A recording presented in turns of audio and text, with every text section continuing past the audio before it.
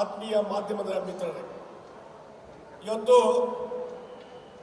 ಬೆಳಗಾವಿ ಜನತೆಗೆ ಒಂದು ಸಂತೋಷದ ಸಂಗತಿ, ಬಹಳ ಹರ್ಷ ಕೊಡುವಂಥ ಒಂದು ಸಂಗತಿ. ನಾನು ಯಾವಾಗ ಲೋಕಸಭಾ ಚುನಾವಣೆಗೆ ನಿಂತಿದ್ದೆ, ಎಲ್ಲೆಲ್ಲಿ ಕ್ಯಾಂಪೇನ್ ಮಾಡಕ್ಕೆ ಹೋಗ್ತಿದ್ದೆ, ಇಲ್ಲಿ ಅದರಲ್ಲಿ ಮಹಾನಗರದಲ್ಲಂತೂ ಎಲ್ಲ ಇಲ್ಲಿದ್ದಂಥ ಚೇಂಬರ್ ಆಫ್ ಕಾಮರ್ಸು, ಇಂಡಸ್ಟ್ರಿಯಲಿಸ್ಟು ಎಲ್ಲರೂ ಒಂದೇ ಮಾತಾಡೋರು. ನೋಡ್ರಿ ಶೆಟ್ಟರ್, ನೀವು ಲೋಕಸಭಾ ಸದಸ್ಯರು ಆದಮೇಲೆ ನೀವು ಮೊಟ್ಟ ಮೊದಲು ಮಾಡೋ ಕೆಲಸ ಅಂತಂದರೆ ಪುಣಾದಿಂದ ವಂದೇ ಭಾರತ ಬೆಳಗಾವಿ ಬರಬೇಕು, ಆಮೇಲೆ ಬೆಳಗಾವಿಯಿಂದ ಬೆಂಗಳೂರಿಗೆ ವಂದೇ ಭಾರತ ಬರಬೇಕು. ಇದು ಭಾಳ ಮುಖ್ಯವಾದಂಥ ಒಂದು ಬೇಡಿಕೆ ನೀಡ್ತಿದ್ರು. ನಾ ಹೇಳಿದ್ದೆ, ನಾನು MP ಆಗಿರಲಿಲ್ಲ, ಎಲ್ಲರಿಗೂ ಕೊಟ್ಟಿದ್ದೆ. ನಾನು ಎಲ್ಲ ರೀತಿ ಶತಪ್ರಯತ್ನ ಮಾಡಿ ಎಲ್ಲರ ಸಹಕಾರದೊಂದಿಗೆ ಈ ವಂದೇ ಭಾರತ ಟ್ರೈನನ್ನು ತೊಗೊಂಬರುವಂಥ ಜವಾಬ್ದಾರಿ ನನ್ನಂತ ಅವತ್ತು ಹೇಳ್ತಿದ್ದೆ. ಅದು ಇವತ್ತು ಈಡೇರಿದಲ್ಲ, ಅದು ನನಗೆ ಖುಷಿ ತಂದದ್ದು. ಯಾಕಂದರೆ ಅದು ಬಹಳಷ್ಟು ಪ್ರಯತ್ನ ಆದಮೇಲೆ, ಯಾಕಂದರೆ ಮೊದಲು ಎಕ್ಸ್ಟೆನ್ಷನ್ ಆಗಬೇಕನ್ನುವಂಥದ್ದು ಈಗ ನನ್ನ ಕನ್ನಡ ಹೇಳೋದಿಲ್ಲ. 2023 ಶ್ರೀಮತಿ ಮಂಗಳಾ ಅಂಗಡಿಯವರು, ಅವ್ರ ಸಂಸದರು, ಹಿರಣ್ಯ ಕನ್ನಡ ರಾಜ್ಯಸಭಾ ಸದಸ್ಯರು, 2023 ನನ್ನ ಕಡೆ ಎಲ್ಲ ರೆಕಾರ್ಡ್ಸ್ ಅದಾವ. ರೈಲ್ವೆ ಬೋರ್ಡಿನ ರೆಸೊಲ್ಯೂಷನ್ ಆಗಿದೆ, ಡಿಸಿಷನ್ ಆಗಿದೆ, ಆಗಿ ಈ ಟೈಮಿಂಗ್ ಫಿಕ್ಸ್ ಆಗಿ ಒಂದು ಟ್ರಯಲ್ ಆಯಿತು, ಧಾರವಾಡದಿಂದ ಎಕ್ಸ್ಟೆನ್ಷನ್. ಆಮೇಲೆ ಮುಂದೆ ಆಗಿದ್ದನ್ನ ಹಾಗೆ ಹೆಲ್ಡಪ್ ಆಗಿಬಿಡ್ತದೆ. ಯಾಕೆ ಏನು ಹಿಂದೆ ಮುಂದೆ ಏನೂ ಗೊತ್ತಾಗಲಿಲ್ಲ, ಟೆಕ್ನಿಕಲ್ ರೀಸನ್ಸ್. ಆ ರೈಲ್ವೆ ಬೋರ್ಡಿಂದ ಆಗಿದ್ದನ್ನ ಟೆಕ್ನಿಕಲ್ ರೀಸನ್ಸ್ ಹೆಲ್ಡಪ್ ಮಾಡುವಂಥದ್ದು ಅವಶ್ಯಕತೆ ಇರಲಿಲ್ಲ. ಅದಕ್ಕಾಗಿ ಅವತ್ತಿಂದ ಚಾಲು ಆಯಿತು.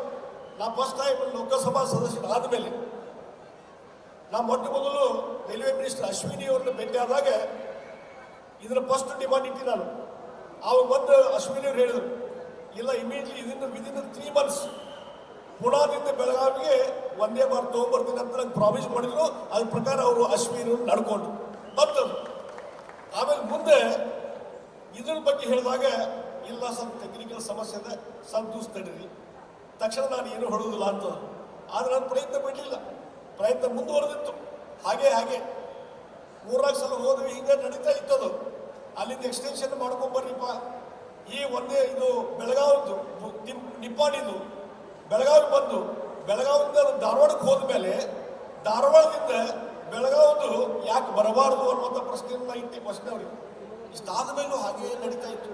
ಕೊನೆಗೆ ಒಂದ್ಸಲ ನಾನು ಫಸ್ಟ್ ಟೈಮ್ MP ಆದಮೇಲೆ ಪ್ರಧಾನಮಂತ್ರಿ ನರೇಂದ್ರ ಮೋದಿಜಿಯವ್ರನ್ನ ಯಾವಾಗ ಭೇಟಿಯಾಗಿ ಇದು ಎಕ್ಸ್ಟೆನ್ಷನ್ ಸಲುವಾಗಿ ಅವರಲ್ಲಿ ಒಂದು ಮೆಮೊರಂಡಮ್ ಕೊಟ್ಟ ಮೇಲೆ ಆ ಪ್ರೊಸೆಸ್ ಚಾಲು ಆಗಿ ಒಂದ್ಸಲ ಅಶ್ವಿನಿ ಹೇಳಿದ್ರು, ಇಲ್ಲ ಇದು ಎಕ್ಸ್ಟೆನ್ಷನ್ ಬೇಡ ಹೊಸ ಟ್ರೈನ ಕೊಟ್ಬಿಡ್ತೀನಿ ಅಂತ.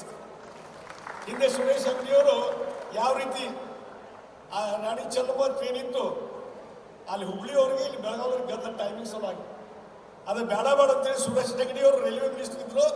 ಅವಾಗ ಏನು ಮಾಡಿದ್ರು, ಡೈರೆಕ್ಟ್ ಬೆಳಗಾವಿಯಿಂದ ಬೆಂಗಳೂರಿಗೆ ಹೊಸ ಟ್ರೈನ ಮಾಡಿಬಿಟ್ರು. ಇವತ್ತು ಅಂಗಡಿ ಟ್ರೈನ್ ಅಂತಾರೆ ಅದಕ್ಕೆ. ಹೀಗಾಗಿ ಆ ರೀತಿಯಾದಂಥದ್ದು ಇವತ್ತು ಹೊಸ ಟ್ರೈನು, ಇವತ್ತು ನಾವೇನೇ ಎಕ್ಸ್ಟೆನ್ಷನ್ ಕೇಳಿದ್ವಿ, ಇವತ್ತು ಹೊಸ ಟ್ರೈನ ಇವತ್ತು ಬರ್ತಾ ಇದೆ. ಭಾಳ ಸಂತೋಷ ಸಂಗತಿ. ಮತ್ತು ಅದು ಇಷ್ಟೆಲ್ಲ ಆದಮೇಲೆ ಮತ್ತೊಂದು ಸಲ ಅಶ್ವಿನಿ ಬೆಟ್ಟದಾಗ, ಇಲ್ಲ ಸ್ವಲ್ಪ ಕೋಚ್ ರೆಡಿ ಆಗುತ್ತೆ ಅಂತದ್ದು. ಆಮೇಲೆ ಕೋಚ್ ರೆಡಿ ಆದರು, ಇಲ್ಲ ಪ್ರಧಾನಮಂತ್ರಿಗಳು ಒಂದು ಟೈಮ್ ಕೊಡಬೇಕು ಅನ್ನುವಂಥ ಮಾತನ್ನು ಹೇಳಿದರು. ಆಮೇಲೆ ನಾನು ಮೊನ್ನೆ ಬಹುಶಃ ಕಳೆದ ವಾರ ಸೆಷನ್ ಚಾಲು ಆಯಿತು, 4ನೇ ತಾರೀಕಿಗೆ ಸನ್ಮಾನ್ಯ ನರೇಂದ್ರ ಮೋದಿ ಅವರಿಗೆ ಭೇಟಿಯಾಗಿ ಬೆಳಗಾವಿ ಬಾರಸಿ 150 ವರ್ಷದ ಕಾರ್ಯಕ್ರಮ ಬರಬೇಕಂತ ಇನ್ವೈಟ್ ಮಾಡಿದೆ. ಅದರ ಜೊತೆಗೆ ವಂದೇ ಭಾರತ 3 ತಿಂಗಳಿಂದ ರೆಡಿ ಇದೆ, ಅದಕ್ಕೆ ದಯವಿಟ್ಟು ನೀವು ಡೈರೆಕ್ಷನ್ ಕೊಡಿ. ಡೈರೆಕ್ಷನ್ ಕೊಟ್ಟು ಅದಕ್ಕೆ ಹಸಿರು ನಿಶಾನೆ ಕೊಟ್ಟರೆ ಭಾಳ ಒಳ್ಳೇದಾಗುತ್ತಪ್ಪ, ಬೆಳಗಾವಿ ಜನ ಭಾಳ ನಿರೀಕ್ಷೆಯಲ್ಲಿ ಇದ್ದಾರೆ ಅಂತೇಳಿ ನಾನು ರಿಕ್ವೆಸ್ಟ್ ಮಾಡಿದೆ. ಅವ್ರ ಮನಸ್ಸಿಗೆಲ್ಲ ಹತ್ತು ಕಾಣಿಸುತ್ತೆ. ಅವತ್ತು ರಾತ್ರಿಯಿಂದ ಡೈರೆಕ್ಷನ್ ಕೊಟ್ಟರು ಕಾಣಿಸ್ತದೆ. ಬೆಳಗ್ಗೆ ನನಗೆ ಸಿಹಿ ಸುದ್ದಿ ಬಂತು. ಮಾನ್ಯ V. ಸೋಮಣ್ಣವರು ಬಂದು ನನಗೆ ಹೇಳಿದ್ರು ಪಾರ್ಲಿಮೆಂಟಲ್ಲಿ, ಶೆಟ್ರ ನೀವಿಷ್ಟು ಪ್ರಯತ್ನ ಮಾಡಿದ್ರಲ್ಲ, ಇವತ್ತು 10ನೇ ತಾರೀಕಿಗೆ ಮೋದಿ ಅವರು ಬೆಂಗಳೂರಿಂದ ಚಾಲನೆ ಕೊಡ್ತಾರೆ ಅನ್ನುವಂಥ ಮಾತನ್ನು ಹೇಳಿದರು. ಆವಾಗ ನಮಗೆ ಸಮಾಧಾನ ಆಯಿತು. ಆದರೆ ಒಂದು ನಾನು ಇದಕ್ಕೆಲ್ಲ ಅದಕ್ಕೆ ನರೇಂದ್ರ ಮೋದಿಯವರು ಇವತ್ತು ಪ್ರಧಾನಮಂತ್ರಿ ಆದಮೇಲೆ ಇಡೀ ದೇಶದಲ್ಲಿ ಬದಲಾವಣೆ ಬಂದಿದೆ. ನೋಡ್ರಿ, ಭಾರತ ಆರ್ಥಿಕ ಅಭಿವೃದ್ಧಿಯಲ್ಲಿ 10ನೇ ಸ್ಥಾನದಲ್ಲಿ ಇತ್ತು ಅವ್ರು ಪ್ರಧಾನಮಂತ್ರಿ ಆದಾಗ. ಇವತ್ತು 4ನೇ ಸ್ಥಾನಕ್ಕೆ ಬಂದದೆ. ಇನ್ನು ಕೆಲವು ವರ್ಷಗಳಲ್ಲಿ 3ನೇ ಸ್ಥಾನಕ್ಕೆ ಬರ್ತದೆ. 3ನೇ ಸ್ಥಾನ. ಮೋದಿಯವರ ಗುರಿ ಆದಷ್ಟು ಬೇಗನೆ ವಿಕಸಿತ ಭಾರತ 2047 ಮೊದಲನೇ ಸ್ಥಾನದಲ್ಲಿ ಭಾರತ ದೇಶ ಇರಬೇಕು ಅನ್ನುವಂಥ ಅವರ ಒಂದು ಕನಸು. ಅದು ಹಾಗೇ ಆಗ್ತದೆ ಅನ್ನುವಂಥ ವಿಶ್ವಾಸ ಮೋದಿಯವರ ನಾಯಕತ್ವದಲ್ಲಿ ಬಂದದ್ದು. ಅದಕ್ಕಾಗಿ ಇವತ್ತೇನು ಹೊಸದಾದಂಥ ವಾತಾವರಣ.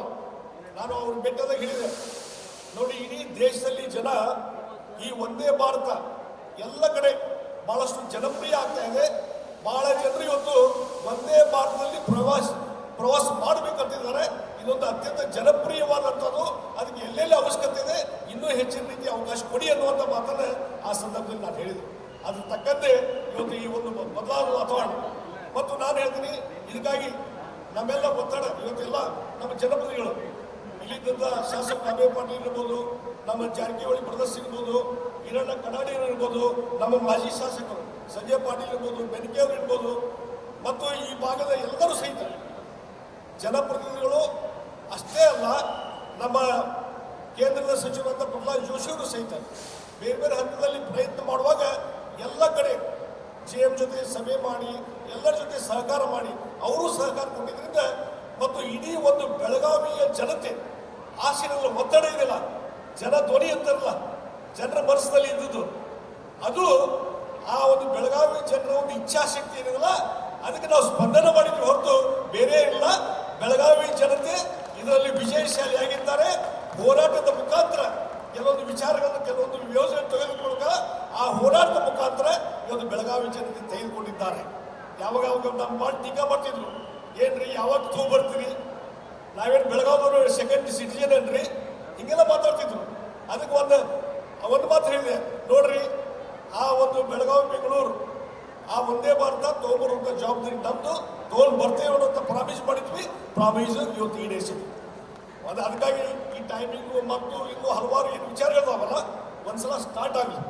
ಸ್ಟಾರ್ಟ್ ಆದಮೇಲೆ ಮತ್ತೆ ಅದ್ರ ಬಗ್ಗೆ ಆಲೋಚನೆ ಮಾಡೋಣ. ಮತ್ತು ಇನ್ನೂ ಉಳಿದ ಏನು ಫೆಸಿಲಿಟಿ ಮತ್ತು ಸುರೇಶ್ ಅಂಗಡಿಯವರು ಇದ್ದಾಗ ಇಲ್ಲಿ ಏನು ಈಗ ಲೋಂಡಾದ ಮೇಲೆ ಬರಬೇಕು, ಅದ್ರ ಬದಲಿ ಇವತ್ತು ಬೆಳಗಾವಿ, ಕಿತ್ತೂರು, ಧಾರವಾಡದವರೆಗೆ ಹೊಸ ರೈಲ್ವೆ ಲೈನ್ ಮಾಡುವ ಸಲುವಾಗಿ 960 ಕೋಟಿ ಹಣ ಮಂಜೂರು ಮಾಡಿಸಿದ್ರು.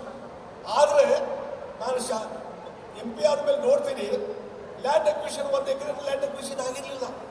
ಪ್ರತಿ ತಿಂಗಳು ಮೀಟಿಂಗ್ ಮಾಡಿ DC ಅವ್ರ ಜೊತೆ ನೋಡಿ, ಜಿಲ್ಲಾಧಿಕಾರಿಗಳು ಪೂರ್ತಿ ಸಹಕಾರ ಕೊಟ್ಟರು.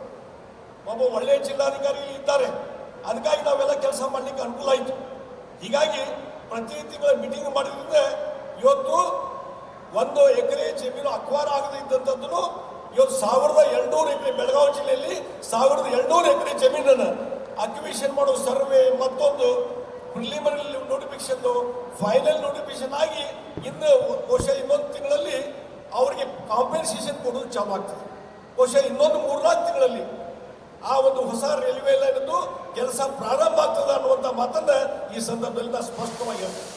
ಹೀಗಾಗಿ ಇವತ್ತೇನು 7 ಗಂಟೆ ಹಿಡಿತದಲ್ಲ ಈಗ ಒಂದೇ ಭಾರತ ಬರಲಿಕ್ಕೆ, ಬಹುಶಃ ಈ ಬೆಳಗಾವಿ, ಕಿತ್ತೂರು, ಧಾರವಾಡ ಹೊಸ ರೈಲ್ವೆ ಲೈನ್ ಆದರೆ ಇನ್ನೂ 1 ತಾಸು ಉಳಿತಾಯ ಆಗತ್ತೆ. ಇನ್ನೂ 1 ತಾಸು ಉಳಿತಾಯ ಆಗುತ್ತೆ.